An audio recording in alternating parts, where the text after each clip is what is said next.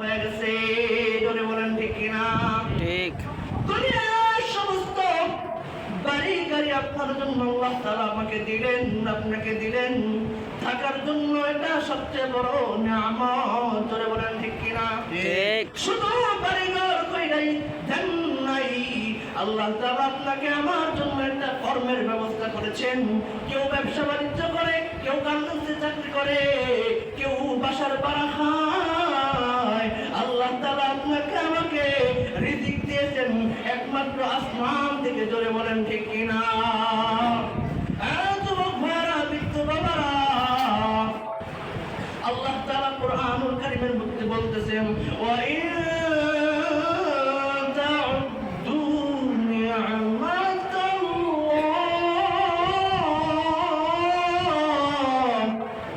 আল্লাহ ওয়া ইন তাউদ্দু নি'মাতাল্লাহি লা তুহসুহা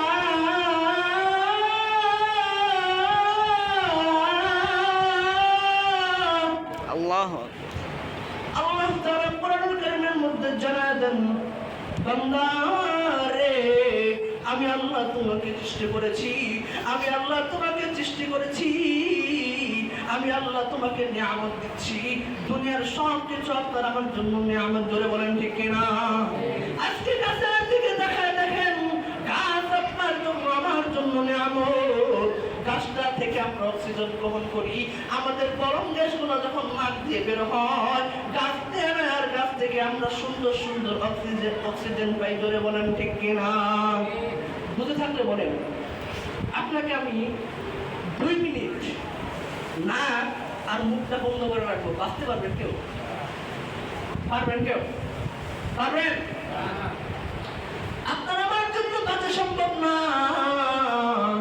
কারণ গাছপালার যে কার্বন ডাইঅক্সাইডটা, এটা আপনার জন্য আমার জন্য শ্বাস প্রশ্বাস জনিত, এটা আমরা ভোগ করতে না পারলে আপনার মারা যাই। জোরে বলেন ঠিক কিনা? এজন্য বুঝে গেল বন্ধু, গাছ আপনার আমার জন্য নিয়ামত। দুনিয়ার গরুর দিকে তাকায় দেখেন, গরুটা সারাদিন ঘুরে বেড়ায়, গরুটা সারাদিন ঘাস খায় রে। গরুর বাচ্চাগুলো নিয়ে একসাথে দেখ মাঠের মধ্যে ঘোরাফেরা করে, করে কি করে না? জোরে বলেন, করে কি করে না? মাঠের মধ্যে সমস্ত গরুগুলা একসাথে চলাফেরা করে, নিজের বাচ্চাগুলা নিয়ে চলাফেরা করে। কিন্তু বন্ধু, এই গরুর মাঝে গরুর বাচ্চা আছে, এই গরুর বাচ্চার সামনে গরুর মাকে জবাই করে ফেলেন। আল্লাহ তাআলা এটা আপনার জন্য আমার জন্য হারাম করে দেয় নাই, এটা আল্লাহ আপনার জন্য আমার জন্য হালাল করে দিয়েছেন। জোরে বলেন ঠিক কিনা? আমার ভাইয়েরা, আমার বন্ধুরা, এই গরুটা আপনার জন্য আমার জন্য নিয়ামত। দুনিয়ার একটা মুরগির দিকে তাকায় দেখেন, ছোট্ট একটা মুরগির দিকে তাকায় দেখেন, আপনার আমার যদি নতুন একটা মেয়েকে বিবাহ দিয়া দেন, নতুন জামাই যদি ঘরের মধ্যে আসে রে, রাত্রিবেলা নাই, সকল দোকানপাট বন্ধ হয়ে গেছে, এই টাইমে যদি আপনার মুরগিটাকে জবাই করে দেন, অথচ মুরগিটা সমস্ত বাচ্চাদেরকে নিয়ে সমস্ত বাচ্চাদেরকে নিয়ে মুরগির কোনো কম্বল নাই, আপনার আমার মতো কম্বল নাই, আপনার আমার মতো এরকম ভিআইপি থাকার জায়গা নাই। এই মুরগি ওই পান্না দিয়ে ওই বাচ্চাগুলাকে উপর দিয়ে ঢাইকা রাখে, কিন্তু ওই মুরগিটাও যদি জবাই করে খান, এটাও আল্লাহ তাআলা আমাদের জন্য হারাম করে দেয় নাই। হারাম করছে? জোরে বলেন। এটা আপনার আমার জন্য নিয়ামত, মুরগিটা আপনার আমার জন্য নিয়ামত। বন্ধু, আপনি একটু তাকায় দেখেন, মাছের দিকে তাকায় দেখেন, মাছের মধ্যে যদি সকল মাছের বাচ্চাগুলাকে আপনি ওখান থেকে মাকে যদি খেয়ে ফেলেন, মাছের বড় কষ্ট হয়, কিন্তু এই মাছটা খাওয়া আপনার আমার জন্য নিয়ামত। জোরে বলেন ঠিক কিনা?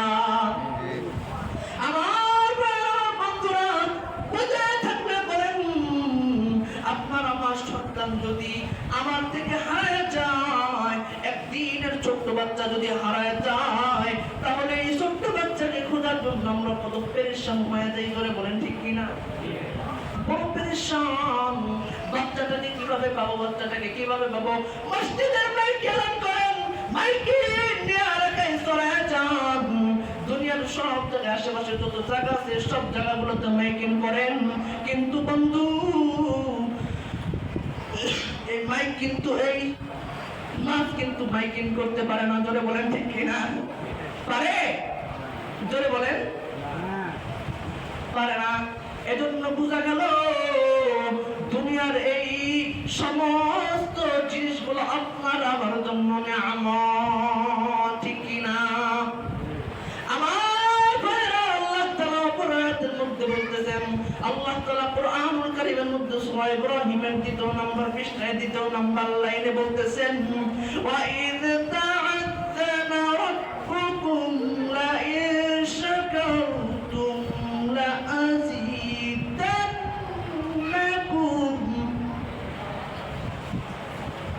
ওয়া ইয তা'আযানা রাব্বুকুম লা ইন শাকারতুম লা আযীদান্নাকুম ওয়া লা ইন কাফারতুম ولئن كفرتم إن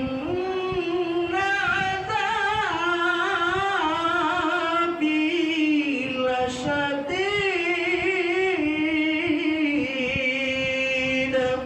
আল্লাহ আর জোরে বলেন আল্লাহু আকবার। আল্লাহ তাআলা কোরআনুল কারীমের মধ্যে জানায় দেয় যে আমি আল্লাহ তোমাদেরকে নিয়ামত দিলাম, আমি আল্লাহ তাআলা তোমাকে নিয়ামত দিলাম। বান্দারে এই ফ্যানটা তোমাকে নিয়ামত দিলাম, আমি আল্লাহ তোমাকে নিয়ামত দিলাম। যদি তুমি আমার নিয়ামতের শুকরিয়া আদায় করো তাহলে আমি আল্লাহ তোমার নিয়ামতের শুকরিয়া আরো বাড়ায়া দিব। আর যদি বান্দা তুমি আমার নিয়ামতের শুকর আদায় না করো তাহলে আমি আল্লাহ তোমাকে নিয়ামত থেকে ছিনিয়ে নিব। বান্দা শুধু তাই না, ইন্না আযাবি লাশাদীদ, নিশ্চয়ই আমি আল্লাহর আযাব বড় কঠিন। নাউযুবিল্লাহ। আমার বন্ধুগণ, আল্লাহ তাআলার নিয়ামতের শুকরিয়া আদায় করার দরকার আছে না নাই? জোরে বলেন, দরকার আছে না নাই? ও বন্ধু, যে ব্যক্তি 10,000 টাকা গার্মেন্টসে স্যালারি পায় ও চিন্তা করে আমি কিভাবে 20,000 টাকা কামাবো। 20,000 যে পায় রে, সে চিন্তা করে আমি 50 কিভাবে কামাবো। জোরে বলেন ঠিক কিনা? ঠিক কিনা?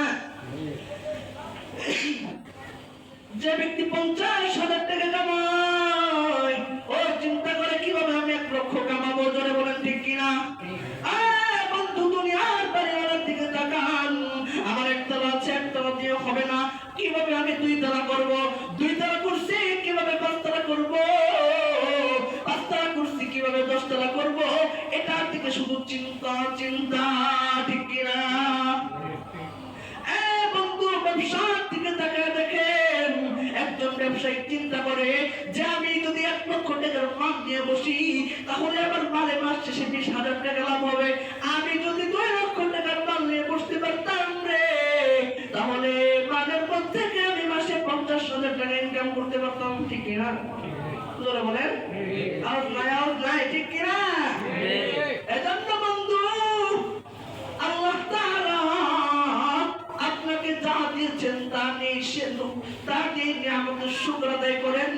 আল্লাহ তাআলা আপনার নিয়ামতকে বাড়ায়া এমন ভাবে নিয়ে যাবে রে, 20,000 থেকে 50,000 নিতে পারে কি পারে না? আমার বন্ধুরা, সব কাজে নিয়ামত আছে, নিয়ামত শুকরিয়া আদায় করতে হবে। আলহামদুলিল্লাহ, একটা আছে আলহামদুলিল্লাহ, 2টা আছে আলহামদুলিল্লাহ। হয় না কেন? হবে। রিজিকের মালিক কে? আল্লাহ। জোরে বলেন কে? আল্লাহ। আরো জোরে বলেন কে? রিজিকের মালিক আমার আল্লাহ। রিজিকের মালিক দুনিয়ার কোনো স্যারকে বিশ্বাস করা যাবে না। রিজিকের মালিক দুনিয়ার কোনো ব্রহ্মকে বিশ্বাস করা যাবে না। রিজিকের মালিক দুনিয়ার কোনো ব্যারিস্টার নবীকে বিশ্বাস করা যাবে না।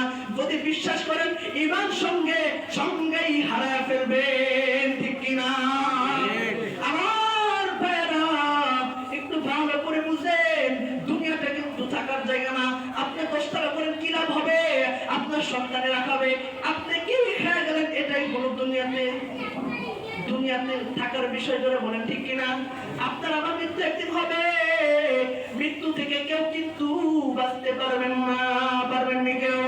ফেরাউন বাঁচতে পারে নাই, হামান বাঁচতে পারে নাই, কারণ কিন্তু বাঁচতে পারে নাই, বড় বড় ফাসিক ফুজ্জাররা বাঁচতে পারে নাই। আপনিও আমি কিন্তু বাঁচতে পারবো না, ঠিক কিনা? মৌত একদিন আসবে রে ভাই, ফিরবে না ভাই কবু। প্রিয়জন তোমায় দিবে না বিদায়, যেতে হবে তবু, ঠিক কিনা? যেতেই তোমার হবে দুদিন আগে পরে ভাই, এমন দেশে যেতে হবে যে দেশে কেউ নাই। সেই দেশেতে একলা মাটি, একলা তুমি, একলা একটা ঘর। এখন তোমার আপন যারা, সেদিন সব তখন পর, ঠিক কিনা? দুনিয়ার বাড়ি কিন্তু আপনার সাথে যাবে না, দুনিয়ার কিন্তু ব্যবসা বাণিজ্য টাকা পয়সা আপনার সাথে যাবে না। শুধু যাবে আপনার সাথে একটা মার্কিন কাপড় বেচাইয়া, একটা কাপড় শুধু আপনার সাথে যাবে। দুনিয়ার দামে দামে কোট গুলা খুলে নেওয়া হবে, দুনিয়ার দামে দামে কাপড় গুলা পোশাক গুলা খুলে নেওয়া হবে।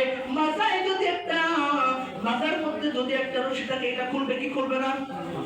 যারা ওনার করবে কি করবে না? এটা ঘুরবে, এটার থেকে আপনাকে রেহাই দিবে না। এই জন্য মৌতের আগে কিছু সামান নিয়ে কবরে যেতে হবে, কিছু সামান নিয়ে কবরে যেতে হবে। আল্লাহর নবী হাদিসের মধ্যে ডাক দিয়ে বলেন, তারাক্তু ফীকুম আমরাইন লান তাদিল্লু মা তামাসসাকতুম বিহিমা, কিতাবাল্লাহি ওয়া সুন্নাতা রাসূলি। কিতাবুল্লাহ ওয়া সুন্নাতা রাসূলি। আল্লাহর নবী 1000 বছর আগে যখন বিদায় হজের বাসরে বইলা যাইতেছেন, উম্মতেরা রে, তোমাদের জন্য দুইটা জিনিস রেখে যাচ্ছি। কয়টা? দুইটা। জোরসে বলো। দুইটা। কয়টা? দুইটা। দুইটা বয়ান আজকে, ঠিক আছে? কয়টা? দুইটা। কয়টা জিনিস? দুইটা জিনিস রেখে গিয়েছেন আল্লাহর নবী, আপনার আমার জন্য রেখে গিয়েছেন। উম্মতেরা রে, কিতাবুল্লাহ, আল্লাহর কালাম রেখে যাচ্ছি, আর হলো সুন্নাত রাসূলি। এই দুইটা জিনিস যদি কোনো ব্যক্তি আঁকড়ে ধরতে পারে রে, এই ব্যক্তি কখনো ফাসিক ফুজ্জার না, তাকে কখনো পথভ্রষ্ট করতে পারবে না। জোরে বলেন সুবহানাল্লাহ। আমার বন্ধুরা, এজন্য কুরআনুল কারীম পড়ার দরকার আছে না নাই? আছে না নাই? পড়ার দরকার আছে না নাই? পড়বেন তো ইনশাআল্লাহ। ইনশাআল্লাহ আল্লাহ তাআলা সবাইকে কবুল করুন, আমিন। হুজুর কুরআনুল কারীম পড়তে জানি না, পড়বো কিভাবে? প্রশ্ন আছে না নাই? আছে না নাই? আছে।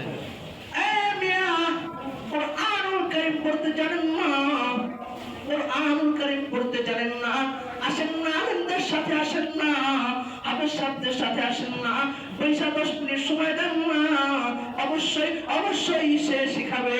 জোরে বলেন ঠিক কিনা? দুনিয়ার একটা গ্রন্থ, যেই গ্রন্থটা শুধু কবরওয়ালার সামনে যদি পড়া হয়, কবরওয়ালার আযাব গুনাহ মাফ হয়ে যায়। জোরে বলেন ঠিক কিনা? একটা মাত্র গ্রন্থ, নাম কি? আল কোরআন। আল কোরআন। জোরে বলেন, নাম কি? আল কোরআন। আল কোরআন যদি কোনো কবরের সামনে পড়া হয়, এই কবরের সামনে পড়ার কারণে তার কবরের আযাব মাফ হয়ে যায়। বন্ধু, দুনিয়ার কোন কিতাব, দুনিয়ার কোন লাইনে যদি কোনো কিতাব পড়েন, আপনার এটা কি সওয়াব হবে? হবে? হবে না। হবে? একটা মাত্র গ্রন্থ রে, যেই গ্রন্থ আল কোরআন, এই গ্রন্থটা যদি আপনি পড়েন, একটা হরফের বিনিময়ে আল্লাহ তাআলা 10টি করে নেকি দিবেন। সুবহানাল্লাহ। আলিফ লাম মিম,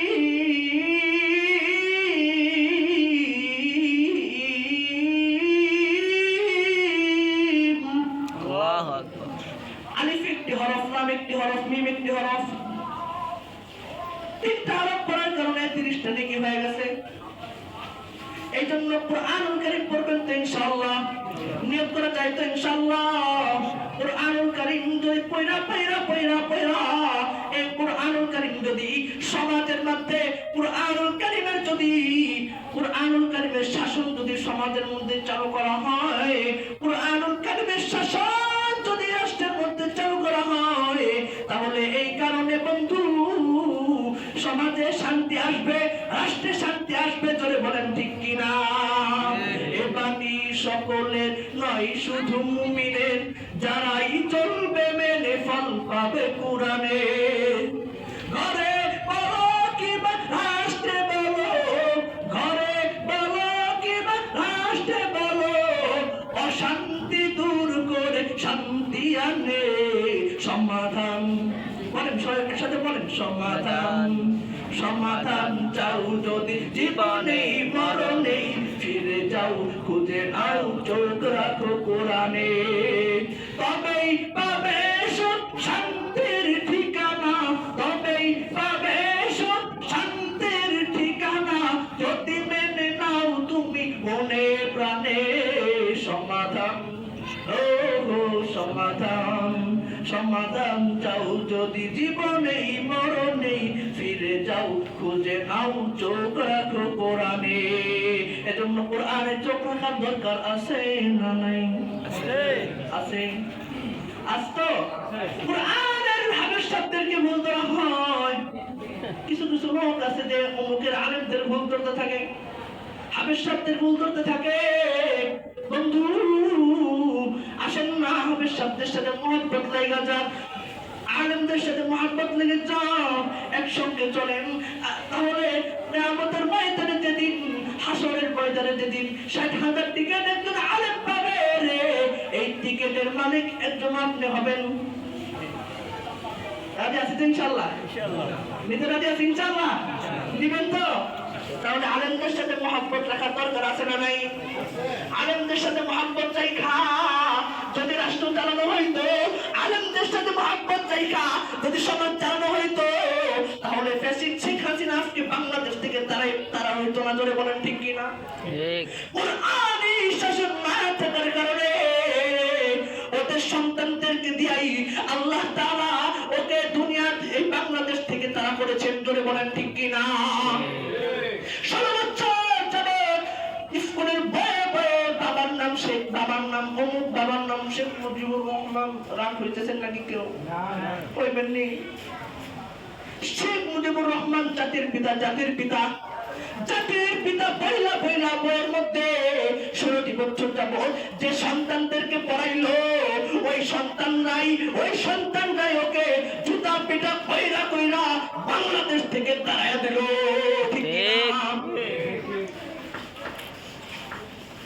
ওই সন্তানরাই যেখানে মূর্তির ছবি দেখে সেখানেই প্রস্তাব করে, যেখানেই মূর্তি দেখে সেখানেই শিশু ধরে। কথা বুঝতেছেন? বুঝতেছেন? মূর্তি ভাঙছে কি ভাঙছে না? ভাঙছে। সকল মূর্তিগুলা ভাঙা দিছে। অথচ ওলামায়ে কেরাম যখন মূর্তির বিরুদ্ধে কথা বলেছিলেন, বাবার মূর্তির বিরুদ্ধে কথা বলেছিলেন, তখন ওনার শরীর চমকায় ছিল। ওলামায়ে কেরামদেরকে তখন উনি জেলের মধ্যে টর্চারিং করছে। আল্লামা মামুনুল হকের মতো, আল্লামা দেলোয়ার হোসেন সাইদির মতো লোকদেরকে উনি কারাগারে বইরা বইরা জিন্দা মেরেছে। এই কাজগুলো করার কারণে, ওলামায়ে কেরামদের উপর লাল চক্ষু থাকার কারণে আল্লাহ তাআলা ওকে বাংলাদেশ থেকে তাড়াইছেন। জোরে বলেন ঠিক কিনা? ঠিক। এজন্য আবারও বাংলাদেশের মধ্যে কুরআনুল কারীমের শাসন হোক। আপনারা জানকে রাখা লিল্লাহি তাকবীর, নারে তাকবীর, আল্লাহু আকবার। আপনারা এজন্য এখন বুঝার সময়, সামনে নির্বাচন, বুঝার সময় ভোট কাকে দিবেন মিয়া?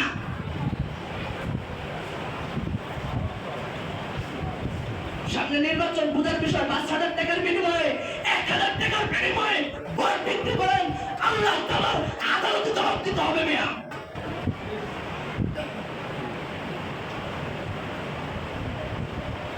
এজন্য কুরআনুল কারিমের শাসন দরকার আছে না নাই? চালু করতে হলে কোরআনুল কারিমের যারা যারা মনে করেন শুধু তেল পায়া হাতের তলে লুকায়, এদেরকে ভোট দিবেন নি? দিবেন? হ্যাঁ, দিতে হবে। যারা মসজিদে এসে নামাজ পড়াতে পারে, জুমার নামাজের খুতবা দিতে পারে, এই সব লোকদেরকে যদি ঢুকাইতে পারেন, এই সব লোকদেরকে যদি আপনারা উঠাইতে পারেন, তাহলে আল্লাহ তাআলা বাংলাদেশের মধ্যে শান্তি দান করবেন। জোরে বলেন ঠিক কিনা? শান্তি পাইতে চান, কোরআন থেকে অন্য কোনো উপায় নাই।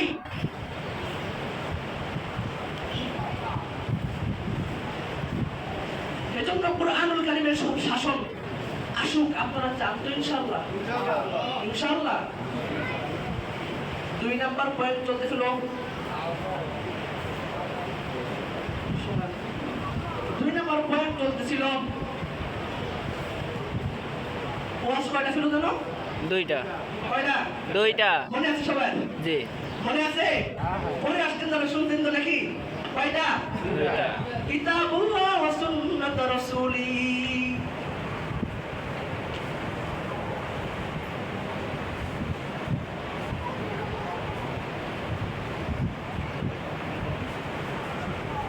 আল্লাহর নবী বিদায় হজের ভাষণে বলে গেছেন 2 কথা, কিতাবুল্লাহ ও সুন্নাত রাসূলি।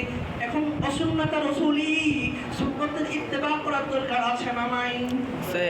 আছে তো। কেমনে আছে? শুধু কাকমুর মধ্যে সিরা প্যান্ট পইরা এটা নবীর সুন্নত দাবি করেন। মাথায় মেসির চুল কাটা হয়, রোনালদোর মতো করে মাথায় চুল কাটেন, তাহলে আপনি কিভাবে নবীর উম্মত দাবি করেন? বড়রা বলেন সোহবতু সালে তোরা সালেহ কুনাদ, সোহবত তালেহ তোরা তালেহ কুনাদ, সোহবত তালেহ তোরা তালেহ কুনাদ। যার সাথে যার সোহবত মিলবে রে, কিয়ামতের ময়দানে আল্লাহ তাআলা ওদের সাথেই হাসর নাসর করবেন। এজন্য আপনি যদি মেসির চুল কাটেন, ও ভাই, আপনি যদি রোনালদোর চুল কাটেন, আপনি যদি নামাজ না পড়েন, আপনি যদি দাড়ি না রাখেন, আপনি যদি লম্বা লম্বা দাড়ি না রাখেন, দাড়ির মধ্যে টাচ দেন, আপনি কিভাবে নবীদের উম্মত দাবি করেন? নবীদের উম্মত তো তারাই রে যাদের মধ্যে সুন্নতের ইত্তেবা দেখা যায়, যাদের মধ্যে সুন্নতের ইত্তেবা দেখা যায়, লম্বা জুব্বা পরছে, মাথায় চুল কাটিং সুন্দর আছে, টুপি, লম্বা দাড়ি, নবীর সুন্নত যাদের মধ্যে দেখা যায়, এরা নবীর আশেক দাবি করতে পারে। যদি বলেন ঠিক কি না? এরাই নবীদের আশেক দাবি করতে পারে। আল্লাহর নবী সারাটি জিন্দেগি উম্মতি উম্মতি পড়ে কেঁদেছেন। আল্লাহর নবী আজ রোজায় আথারে উম্মতি উম্মতি উম্মতি বলে কাঁদেন। আল কিয়ামতের ময়দানে, হাসরের ময়দানে আল্লাহর নবী উম্মতি উম্মতি বলে কাঁদবেন। আল্লাহ, আমার উম্মত কই, আমার উম্মত কই, আমার উম্মত ছাড়া আমি জান্নাতে যাব না। যে নবী আপনারা আমার জন্য এখন কাঁদেন, এই নবীর সুন্নত ধরেন না, আলেমদের সাথে আসেন না, তাহলে ও বন্ধু, যদি মুহাব্বত রাখেন, আলেমদের সাথে মুহাব্বত রাখেন, ঠকবেন না। আলেমদের মুহাব্বত নিয়ে, আলেমদের